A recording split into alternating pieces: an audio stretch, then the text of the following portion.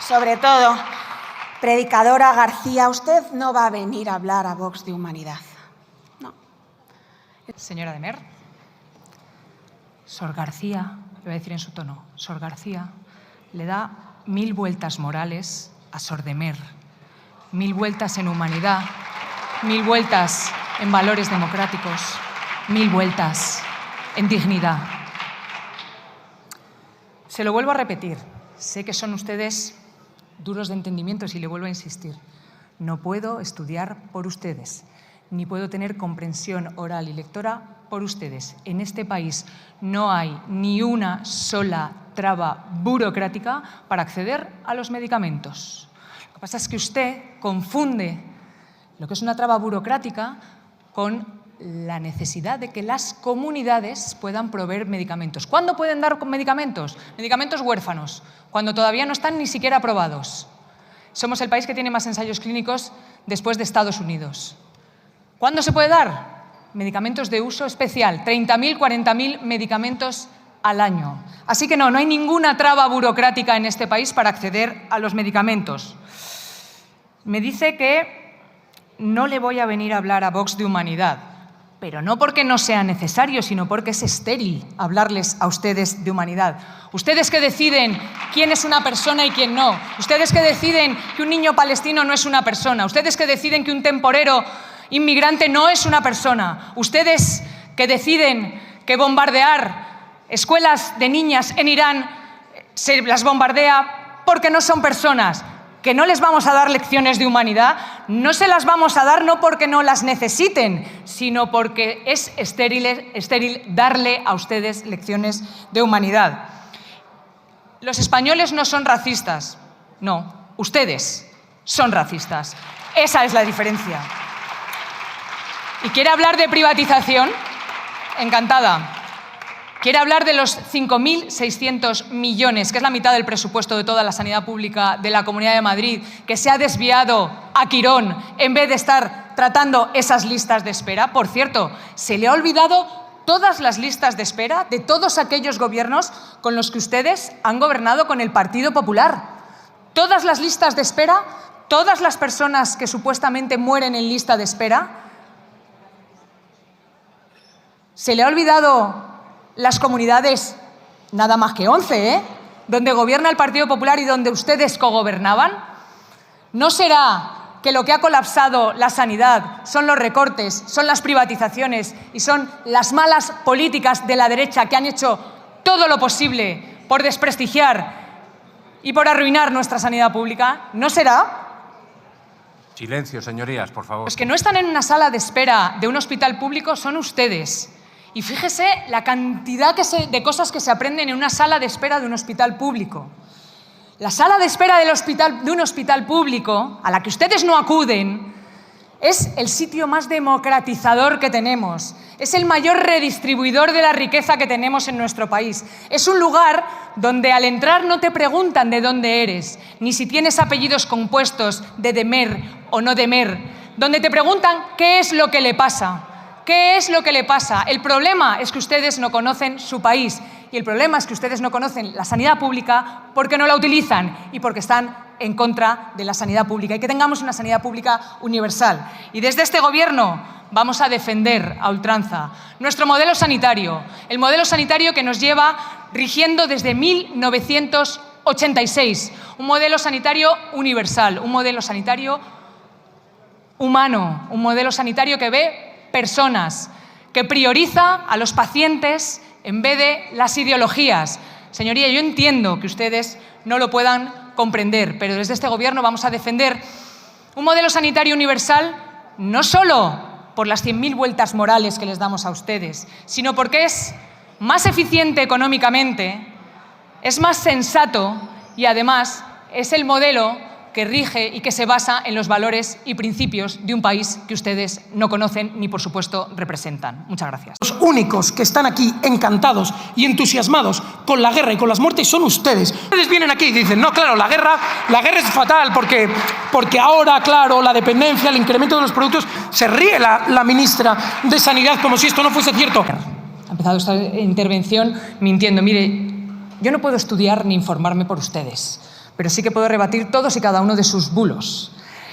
Cuando un fármaco se aprueba en Europa, se aprueba inmediatamente después por la EMS en España.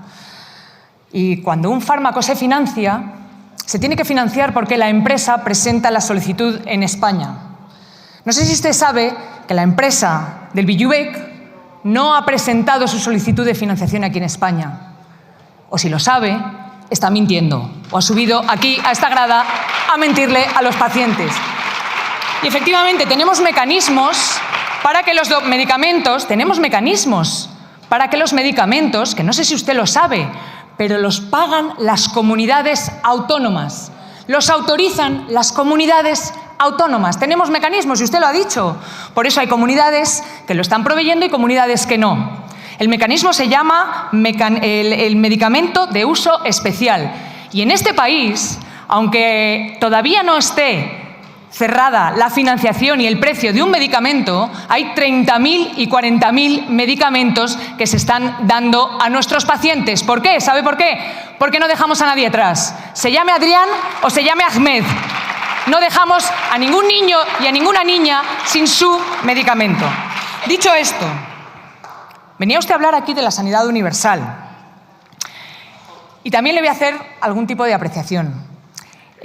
Por suerte, nuestra sanidad universal se paga con impuestos y no con cotizaciones de los trabajadores, porque si no, el señor Abascal tendría serias dificultades para acceder a nuestro Sistema Nacional de Salud. Ustedes dicen, han repetido hoy, que la sanidad universal es un crimen, que es un gobierno criminal, porque resulta que para ustedes atender a un paciente diabético o atender a un paciente hipertenso es un crimen. Hacerle un seguimiento a una embarazada para que no tenga una eclampsia o no tenga una hiperglucemia para su feto es para ustedes un crimen. Vacunar a un niño y hacer el seguimiento de los niños y niñas que nacen en este país para ustedes es un crimen. Y es un crimen también que los profesionales incumplamos el código deontológico que nos prohíbe expresamente discriminar por origen, raza, sexo, religión, cultura o condición socioeconómica. Todo esto, para Vox, es un crimen y somos un gobierno criminal. Ahora bien, sin embargo, fíjese, el asesinato de 167 niñas en una escuela por el ataque de su amigo Trump, el desplazamiento de millones y millones de refugiados por la guerra injusta e ilegal de sus colegas ultras, el asesinato de 70.000 personas, 20.000 de ellos niños y niñas palestinos, niños y niñas, sí, niños y niñas palestinos. Eso para ustedes, eso es un día cualquiera en la oficina fascia de Vox, ¿no? Eso es un día cualquiera. Y hay que tener cuajo, señor Figaredo, para venir a decir aquí que ustedes están de acuerdo con el no a la guerra cuando ustedes han apretado todas las manos de todos los genocidas y de todos aquellos que al día siguiente han pulsado un botón para bombardear a la sociedad civil. Hay que tener muchísimo cuajo. Qué valientes son ustedes con los inmigrantes, qué valientes son ustedes con los vulnerables, qué valientes son ustedes con los trabajadores de nuestro país y qué cobardes y sumisos son con los señores de la guerra. Este país, señora Demer, señores de Vox, ha tenido ya su turno, no se preocupen.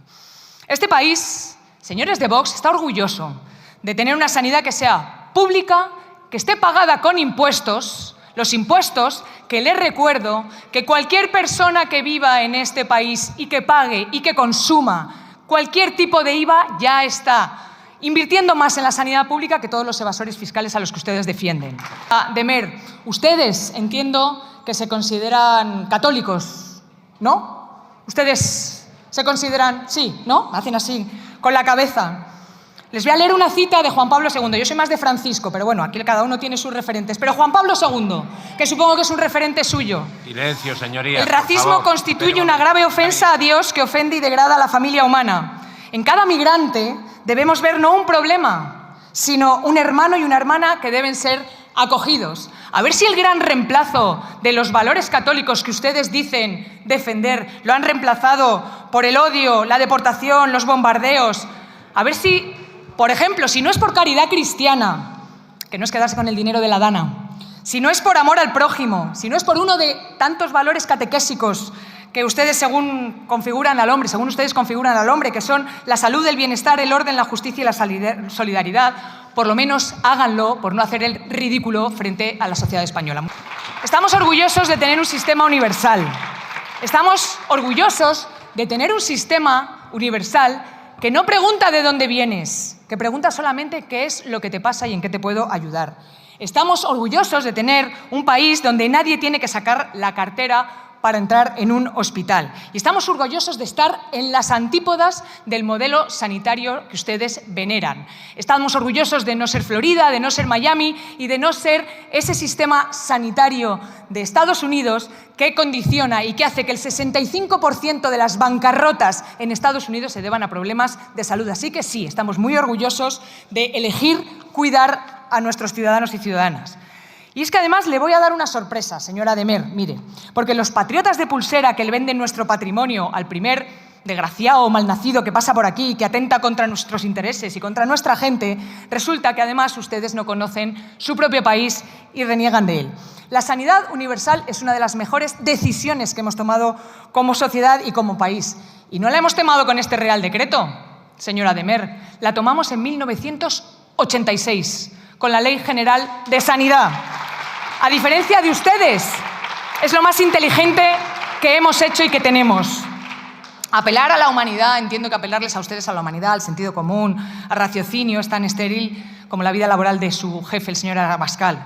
Pero es que es bueno que sepan que no solamente defendemos la sanidad pública universal por criterios morales, que por supuesto también, es que es bueno para la salud pública porque se sabe que los sistemas que incluyen a toda la población funcionan mejor. Lo vimos en la pandemia, nosotros aprendimos, ustedes no. Sabemos además que es bueno económicamente porque tratar a tiempo y prevenir las enfermedades es mucho más barato que intervenir cuando ya es tarde. Y es bueno también socialmente porque refuerza la cohesión, la confianza y la integración en nuestra sociedad y la confianza en nuestro sistema público y en nuestros valores. ¿Sabe lo que no es bueno, señora de Mer? Tener inmigrantes currando de temporeros sin contrato y tirar su cadáver en la puerta de un hospital, como hizo el apoderado de Vox. Eso es lo que no es bueno. Pero, señora de Mer, aunque usted no lo comprenda, este debate no va de números, no es un debate cuantitativo, es un debate cualitativo, va de decencia, va de dignidad y va de derecho. ¿Cómo lo llamamos?, me preguntaba. ¿Cómo lo llamamos? Lo llamamos dignidad y lo llamamos humanidad, y con la cabeza muy alta. No defendemos la universalidad porque las personas afectadas sean muchas o pocas. Lo hacemos porque es un derecho. Consideramos que el derecho a la salud no depende ni del origen, ni de la situación administrativa, ni de la capacidad económica. Es un derecho que protege a las personas por el simple hecho de ser personas. Y sí, vamos a defender y vamos a atender a todos y cada uno de los patriotas y todos y cada una de las personas que conviven aquí en nuestro país. El problema es que son ustedes los que deciden quién es persona y quién no. Son ustedes los que deciden qué personas merecen ser cuidadas y cuáles no. Son ustedes los que dan la condición de la humanidad en función de su ideología y en función de sus creencias. ¿Y sabe cómo se llama ese movimiento que deshumaniza y que no ve personas, sino que ve ideologías? ¿Sabe cómo se llama? Fascismo. Así se llama ese movimiento. Ustedes vienen aquí a hablar del gran reemplazo. Ustedes vienen a decir que un multimillonario que viene a comprarse edificios enteros para expulsar a los vecinos de nuestros barrios, sí es una persona, merece tener todos los derechos. Sí. Ustedes dicen que un chaval que viene huyendo de las guerras que sus socios provocan, ese no es una persona. Que un vago redomado que lleva 30 años viviendo de salarios públicos, ese sí tiene condición de persona. Pero que una mujer que viene aquí a ganarse la vida y a ganarse el pan de sus hijos y de toda su familia, esa para ustedes no es una persona. Pero fíjese si nuestra sanidad es magnánima y fíjese si nuestra sanidad es universal, que no solamente atiende a todos los ciudadanos que viven en nuestro país, es que además atiende desinteresadamente a los integrantes de partidos políticos que se quieren cargar la sanidad pública, aquellos que evaden los impuestos con los que pagamos la sanidad pública, aquellos que mercadean y especulan con la sanidad pública, los que financian sus partidos irregularmente. Fíjese si es magnánima, que atiende a toda esa gentucilla que ustedes hacen, que azuzando el miedo y azuzando el odio para que la gente no utilice y no vaya al médico. Fíjese si nuestra sanidad es universal y es magnánima. Dice que vamos a convertir España en el hospital del mundo y es que es falso. Señora De Meer, el decreto exige acreditar residencia habitual, o sea, es hacer lo que ya estamos haciendo, pero evitando las trabas burocráticas. Dice que esto va a colapsar la sanidad. Qué curioso, pero da datos de antes de que se ponga en marcha este Real Decreto. O sea, que no será que ya sé que ustedes las causas, efectos y la evidencia científica colapsa en sus cerebros, pero ¿cómo puede ser que este Real Decreto colapse la sanidad y usted me hable de una sanidad que ya está colapsada? Por cierto, una sanidad que está colapsada, y como usted muy bien ha dicho, en algunas comunidades en las que ustedes han gobernado y quieren gobernar o no quieren gobernar. En Extremadura, en Castilla y León y en Aragón. Pídanse la Consejería de Sanidad, ya les aviso, hay que trabajar para poder facilitar, disminuir las listas de espera, hay que invertir los impuestos de los ciudadanos. ¿Sabe lo que le colapsa la sanidad pública? Las privatizaciones, los recortes, la desinversión en nuestro sistema sanitario y también, como no, la evasión de los impuestos. Así que si este Real Decreto viene a eliminar esas barreras, que ustedes quieren poner a los ciudadanos para que no puedan ser tratados y no puedan ser cuidados en nuestro país. Es un derecho que ya existe en nuestro país, insisto, desde 1986. Hablan del gran reemplazo. El único reemplazo que está ocurriendo en nuestra sanidad pública es el de los recursos públicos que están yendo a parar a Quirón o a Rivera Salud. Y sí, señora De Meer, le voy a contar un secreto de un país en el que usted vive, pero del que reniega. España es un país de migrantes. Tuvimos que emigrar hace años de aquella dictadura y de aquella dictadura y represión que ustedes anhelan, esos momentos oscuros de nuestro país. Y nuestro país es un país de migrantes. Por eso somos un país de acogida, por eso somos un país de humanidad y por eso somos un país de universalidad. Y miren, la tierra que además vivo yo, en Madrid, esta tierra está levantada a pulso de gente que vino de todas partes, de gente que vino de Andalucía, de gente que vino de Extremadura, de Castilla-La Mancha y de Galicia. Por eso este país, aunque ustedes no lo conozcan, tiene una tradición abierta y acogedora. Y no vamos a cambiar esos valores por ninguno de los valores, de la falta de valores, que vengan a traernos ustedes. El espíritu de la Ley General de Sanidad de 1986 es el que está en este Real Decreto. Un modelo que entiende que la sanidad no es un privilegio ni un negocio, sino que es un derecho. Un modelo que entiende que la sanidad pública no se vende y que la sanidad pública se defiende. Los únicos que están aquí encantados y entusiasmados con la guerra y con las muertes son ustedes. Ustedes vienen aquí y dicen, no, claro, la guerra es fatal porque ahora, claro, la dependencia, el incremento de los productos. Se ríe la ministra de Sanidad como si esto no fuese cierto. Vayan ustedes a hablar con la industria química. Gracias, presidente. Después de escucharle, creo que es importantísimo hablar nuevamente de datos de realidad económica y realidad energética. Usted suelta eslóganes alto, desde mi punto de vista demasiado alto, pero no hay nada detrás de todos esos eslóganes. No hay realidad porque no quiere escuchar y porque es lo único que le puede funcionar, porque si contase la realidad sería una cara completamente opuesta a lo que usted ha contado. No engañe a los españoles. España crece más que la media europea. España tiene una industria que se expande. España es un polo de atracción de proyectos industriales. ¿Lo puede ver?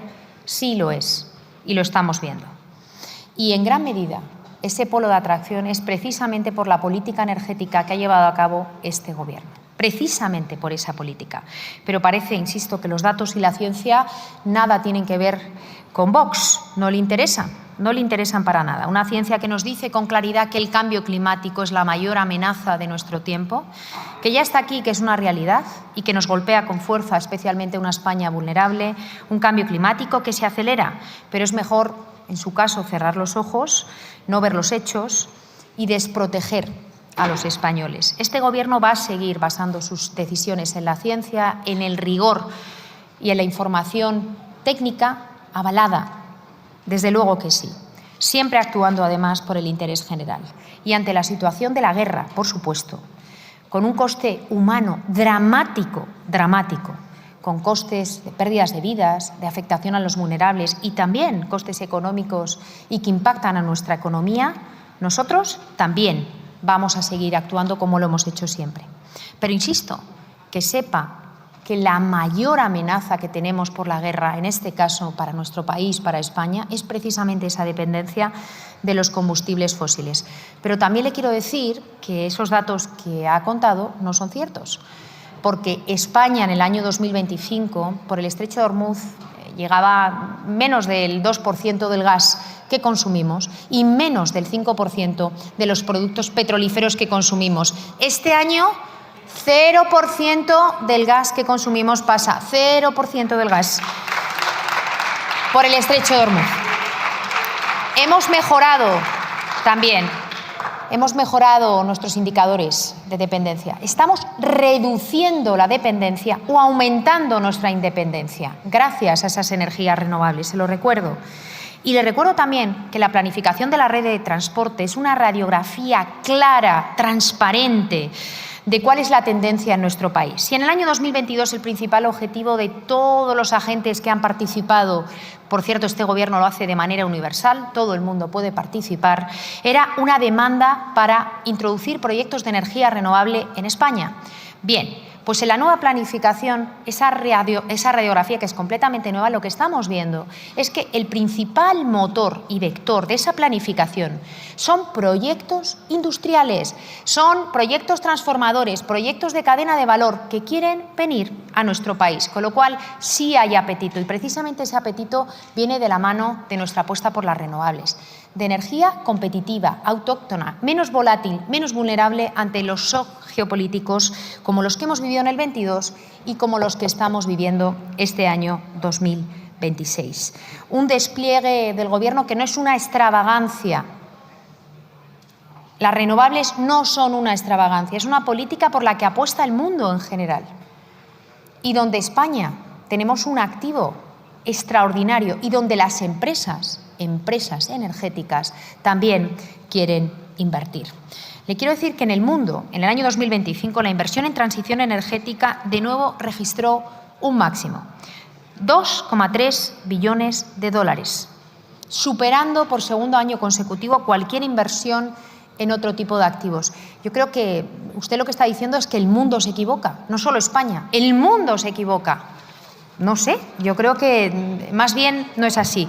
Pero voy más allá. En Estados Unidos la tecnología solar se mantuvo como principal fuente de nueva capacidad. Estados Unidos, tecnología solar, principal fuente de capacidad eléctrica añadida por quinto año consecutivo. Es que los Estados Unidos también se equivocan, porque parece ser que hace más caso al otro lado del Atlántico que a este lado del Atlántico. Insisto, frente a políticas de dependencia, frente a vulnerabilidad, este país apuesta por nuestra industria, por nuestro tejido productivo, por la competitividad y por las energías renovables. Por supuesto que sí. Gracias. Extraído mediante técnicas de fracking, técnicas que ustedes, sin embargo, en España prohíben. Ustedes, que son, en definitiva, los defensores de lo público, supuestamente lo que están haciendo es destruir el sistema público de energía en el que solo sobrevivirá quien pueda pagarse sistemas de producción individuales y quien no, pues tendrá que recurrir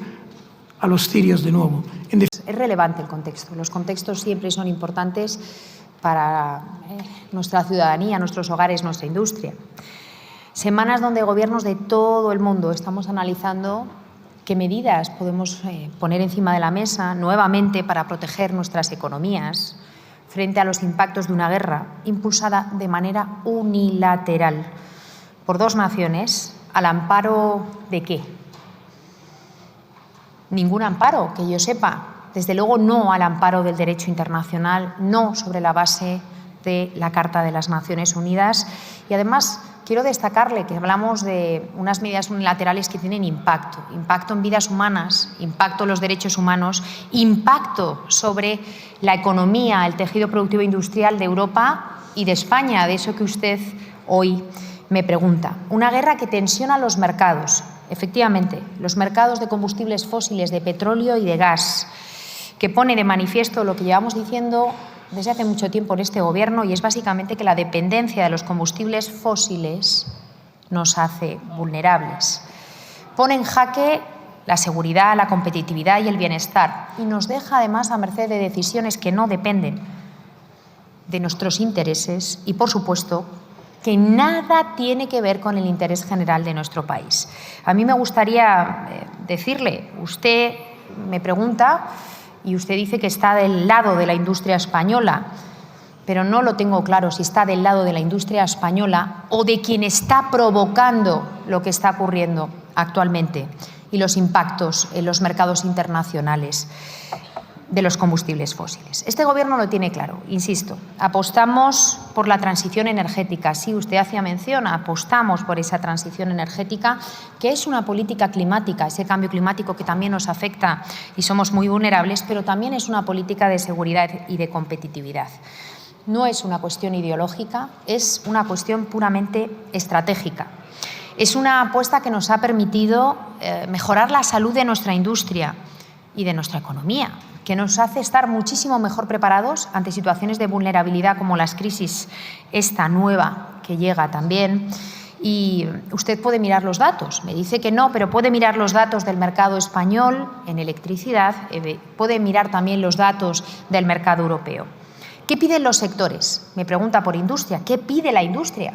Pues pide certidumbre, pide marco de planificación, pide precios asequibles y eso es en lo que estamos trabajando en este Gobierno. Estamos menos expuestos gracias, sí, a esas renovables, que son el 57% de la electricidad en España. Hogares españoles, sí, o unos hogares españoles que tenían sistemáticamente precios por encima de la media europea y son datos de Eurostat. En el primer semestre del año 2018 teníamos la electricidad más cara de toda Europa antes de impuestos. La cuarta después de impuestos. Primer semestre del año 2025, precios por debajo de la media europea. Pero también primer semestre del año 2025, precios de los consumidores industriales, precios por debajo, en este caso un 17 y un 23% más competitivos que la media europea. Esto no es casualidad. Esto es el resultado de un avance de la política energética de este Gobierno. Perdón, señora ministra, por favor, guarden silencio. Si tienen conversaciones que se escuchan desde esta tribuna, hace imposible poder seguir la intervención de la señora ministra. Por favor, gracias. Se le agradezco, presidente. Me alegro que quiera usted debatir sobre un asunto central de presente y de futuro de nuestro país, pero lamento muchísimo su tono. Habla de que he estado escondida. Pues le aseguro que no.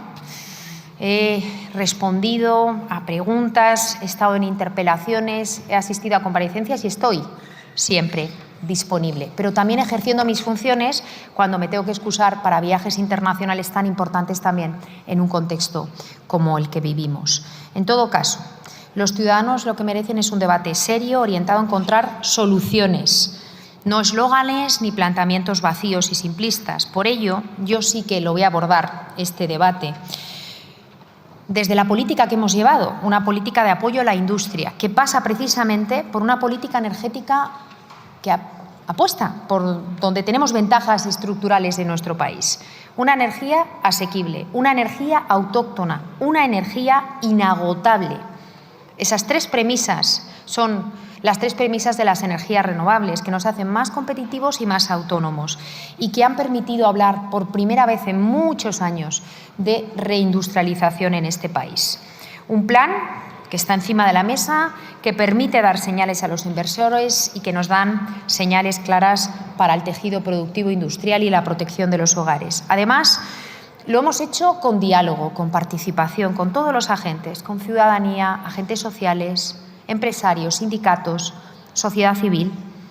Y por eso también estamos dando pasos decisivos y por eso estamos acelerando esa transición energética con un marco estratégico, con un marco regulatorio y con un marco de incentivos. Iniciativas y programas que yo creo que usted conoce perfectamente, como el Plan Nacional Integrado de Energía y Clima, Horizonte 2030, la Ley de Cambio Climático y Transición Energética, porque creo que es bueno anticiparnos y tener una visión en el corto, en el medio y en el largo plazo, con una inversión pública sin precedentes, un plan de recuperación, transformación y resiliencia que ahonda en cadena de valor, en tecnologías, en soluciones para el vehículo eléctrico, el autoconsumo, el hidrógeno renovable, el biogás o la eficiencia energética. Y sin ir más lejos, hoy mismo también aprobamos una nueva resolución con 86 millones de euros dentro del Plan de Recuperación, Transformación y Resiliencia, que ahonda nuevamente en instalaciones industriales de valorización, de reciclaje y de ecodiseño de bienes de equipo renovables. 86 millones para 47 proyectos para tecnologías que nos permite también recuperar materias primas fundamentales que forman parte de los paneles fotovoltaicos, de nuestras tecnologías eólicas o de las baterías, poniendo en práctica algo que es fundamental, que es la economía circular que reduce nuestra dependencia. Proyectos que están diseminados por el territorio, que valorizan, que permiten dar una segunda vida a esas materias primas fundamentales, como es el caso, por ejemplo, del litio, y que maximizamos su aprovechamiento, minimizamos su impacto ambiental. Y esto ahonda en algo que sí es estratégico y que no sé si usted conocerá, pero es ese plan de acción para las materias primas minerales. Un plan de acción que nos va también a permitir reducir esas dependencias de las que usted hablaba.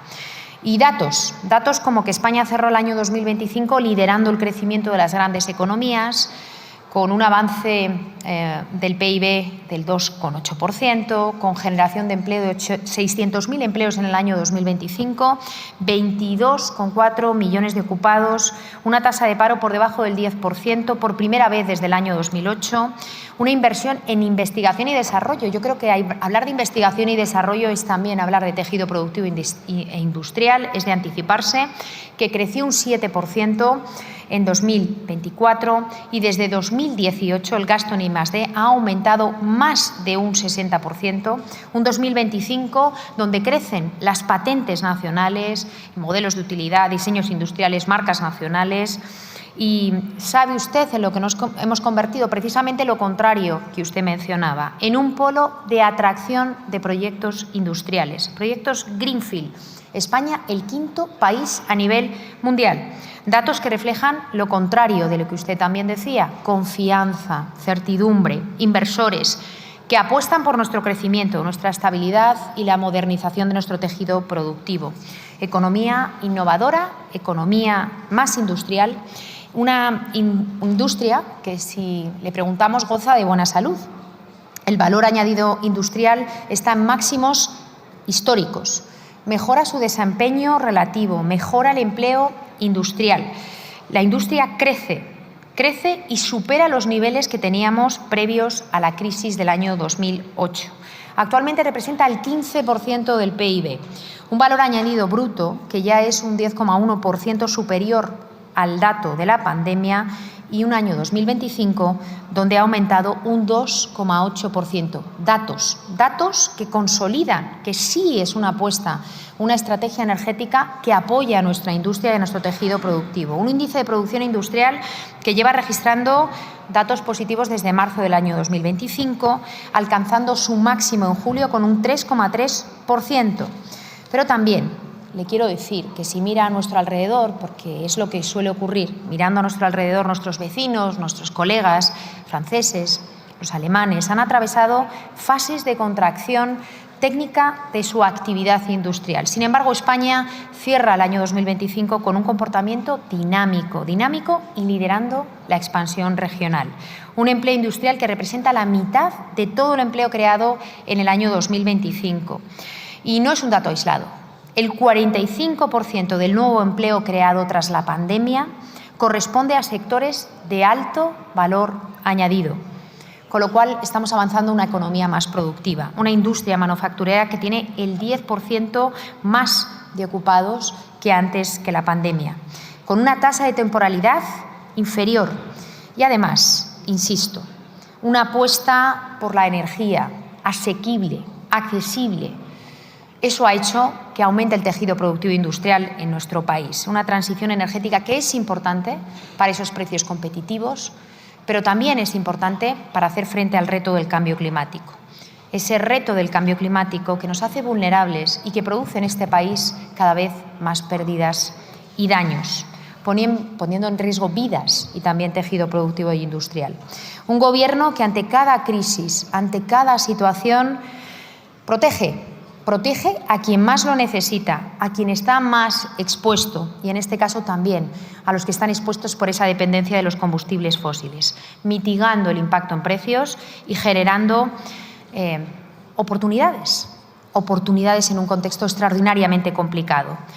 Otra vez este Gobierno va a seguir actuando con ese paquete de medidas que vamos a llevar al Consejo Extraordinario de este viernes y la verdad que tiene la oportunidad de realmente votar a favor de algo que defiende la industria, defiende a los hogares españoles y defiende a nuestro tejido productivo o, como siempre, decir no a todo. No a la exención de peajes, no al fomento del vehículo eléctrico, no a la reducción de tasas impositivas, no a nada. Todo es no, por su parte.